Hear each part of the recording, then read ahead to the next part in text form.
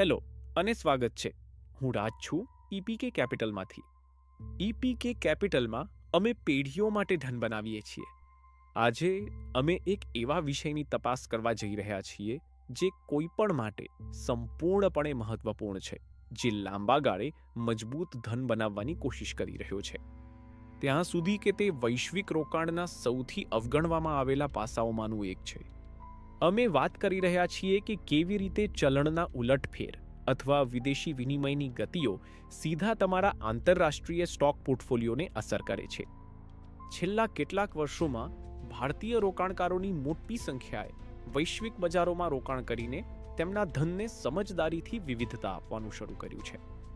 ખાસ કરીને US tech Giants અને વૈશ્વિક એક્સચેન્જ ટ્રેડેડ ફંડ્સમાં આ વૈવિધ્યકરણ માટે એક શાનદાર વ્યૂહરચના છે. ત્યારે મોટાભાગના રોકાણકારો વૈશ્વિક ક્ષેત્રમાં પ્રવેશ કરે છે એમ માનતા કે તેઓ એક જ સીધી શરત લગાવી રહ્યા છે: કંપનીના વિકાસ પર.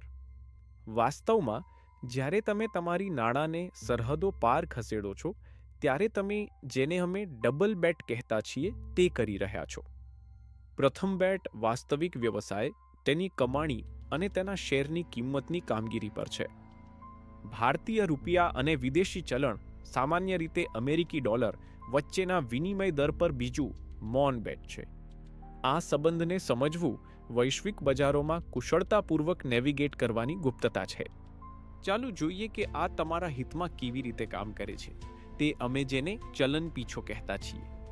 જ્યારે તમારી ઘરેલું ચલણ ભારતીય રૂપિયા તમારા રોકાણની ચલણ અમેરિકન ડોલર સામે મૂલ્યહીન થાય છે ત્યારે આ થાય છે. આને કોઈ જટિલ નાણાકીય ભાષા વિના સ્પષ્ટ રીતે સમજવા માટે ચાલો એક સરળ ગણિતીય ઉદાહરણ લઈએ. કલ્પના કરો કે તમે એક પ્રખ્યાત અમેરિકન કંપનીના શેર ખરીદવાનો નિર્ણય કરો છો.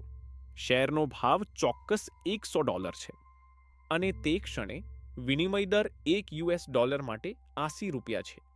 આનો અર્થ એ છે કે તમારી પ્રારંભિક રોકાણ માટે $80,000ની જરૂર છે. એક વર્ષ પછી આગળ વધો.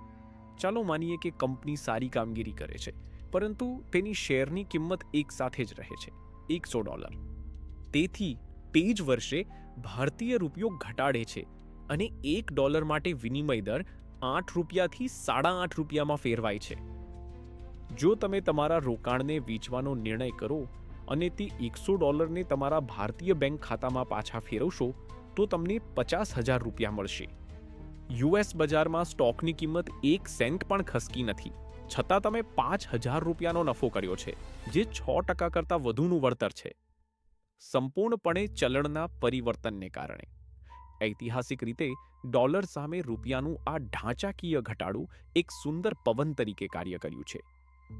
ઐતિહાસિક રીતે ડોલર સામે રૂપિયાની આ ઢાંચાકીય મૂલ્યહીનતા એક સુંદર પવન તરીકે કાર્યરત રહી છે, જે લાંબા ગાળામાં વૈશ્વિક સંપત્તિઓ ધરાવનારા ભારતીય રોકાણકારો માટે કુલ વળતરને નોંધપાત્ર રીતે વધારવા માટે મદદરૂપ રહી છે.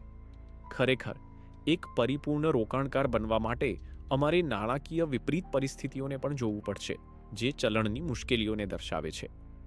ઘરેલું ચલણ ડોલર સામે મજબૂત થાય તો શું થાય? જો ભારતીય રૂપિયો મજબૂત થાય, જો ઘરેલું ચલણ ડોલર સામે મજબૂત થાય તો શું થાય? જો ભારતીય રૂપિયો મજબૂત થાય છે તો તે તમારા આંતરરાષ્ટ્રીય સ્ટોક રિટર્નમાં તાત્કાલિક ઘટાડો કરી શકે છે, ભલે જ તમે જેમાં રોકાણ કર્યું છે તે આધારભૂત કંપની અતિ ઉત્તમ રીતે કાર્ય કરી રહી હોય. ઉદાહરણ તરીકે, અમારા અગાઉના ઉદાહરણનો ઉપયોગ કરતા, જો રૂપિયો $80 થી $70.5ની મજબૂતી તરફ દોડી જાય છે તો તમારું $100નો સ્ટોક અચાનક $70.5 થઈ જાય છે. યુએસમાં વાસ્તવિક શેરની કિંમત 5% વધીને $105 થઈ જાય તો પણ રૂપિયાની તીવ્ર મજબૂતી એ કોર્પોરેટ લાભોને સંપૂર્ણ રીતે નષ્ટ કરી શકે છે, જ્યારે પૈસા તમારા સ્થાનિક ખાતામાં પહોંચે છે. જ્યારે આ વિચાર ટૂંકા ગાળામાં થોડી અસ્વસ્થતા અનુભવાવી શકે છે, ત્યારે શાંતિપૂર્ણ, લાંબા ગાળાના દૃષ્ટિકોણને જાળવવું મહત્વપૂર્ણ છે. ચલણની ચળવળ મૂળભૂત રીતે ચક્રવાતી છે. ઐતિહાસિક રીતે અનેક દાયકાઓના સમયગાળા દરમિયાન ઉદ્ભવતી બજારની ચલણો મુખ્ય વૈશ્વિક રિઝર્વ ચલણો સામે ધીમે ધીમે મૂલ્યહીન થવા માટે ઝૂકે છે, કારણ કે આર્થિક વ્યાજદર અને મહેમાન ગતિમાં કુદરતી તફાવત હોય છે. પીપી જ્યારે કાળજીના પવન સમયે સમયે આવે છે ત્યારે તે સામાન્ય રીતે ધન એકત્રિત કરવાની લાંબા ગાળાની માર્ગ પર તાત્કાલિક અડચણો હોય છે. હવે ચાલો અમારી સમજણને એક સ્તર ઊંડા લઈ જઈએ, એવા કંઈકમાં જે મોટાભાગના રિટેલ રોકાણકારો સંપૂર્ણપણે ચૂકી જાય છે: કોર્પોરેટ ચલણ જોખમ.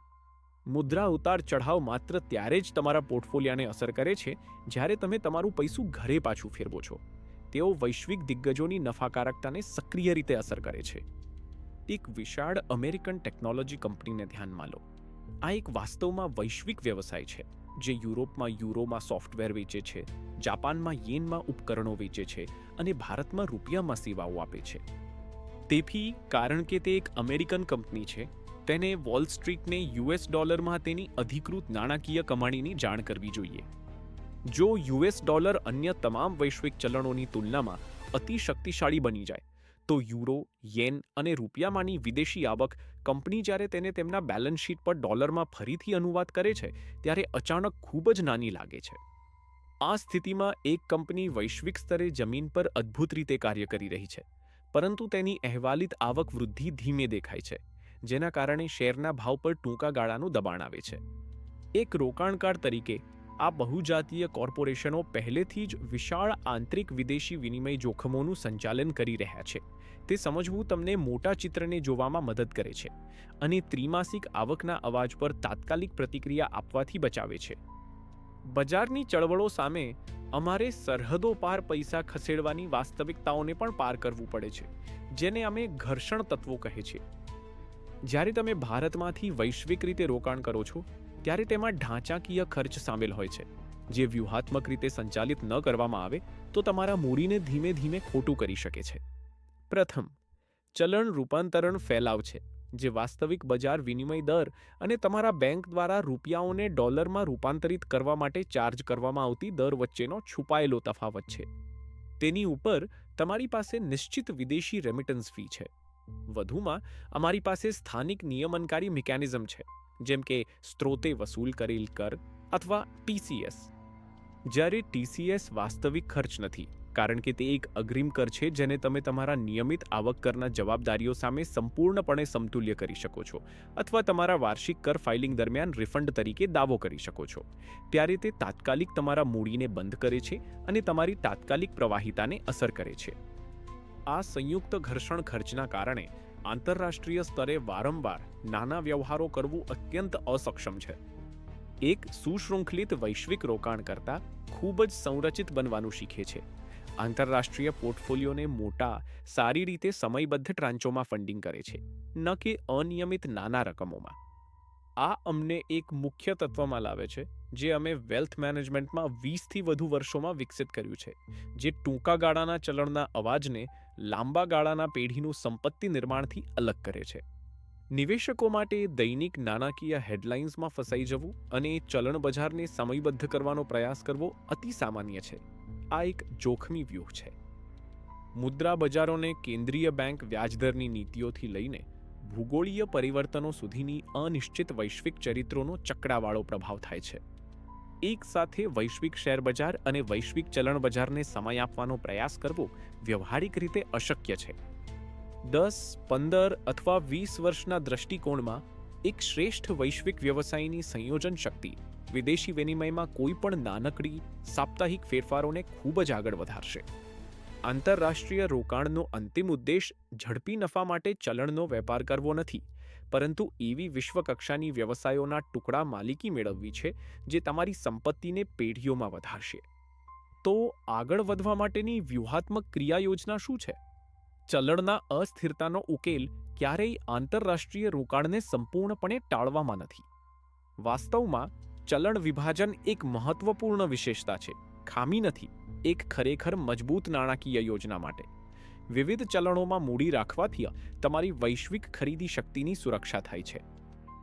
તમારા પરિવારના ભવિષ્યના લાંબા ગાળાના દેવા વિશે વિચાર કરો, જેમ કે તમારા બાળકોને વૈશ્વિક ઉચ્ચ શિક્ષણ માટે મોકલવું, આંતરરાષ્ટ્રીય મુસાફરી કરવી અથવા વિદેશમાં આરોગ્ય સંભાળ મેળવવી. આ ભવિષ્યના ખર્ચો વિદેશી ચલણમાં ચૂકવવામાં આવશે. તેથી તમારા વર્તમાન રોકાણોના એક ભાગને તમારા ભવિષ્યના વૈશ્વિક દેવામાં સાથે મેળ ખાવું તમારા જીવનને જોખમમુક્ત બનાવવાનો શ્રેષ્ઠ માર્ગ છે.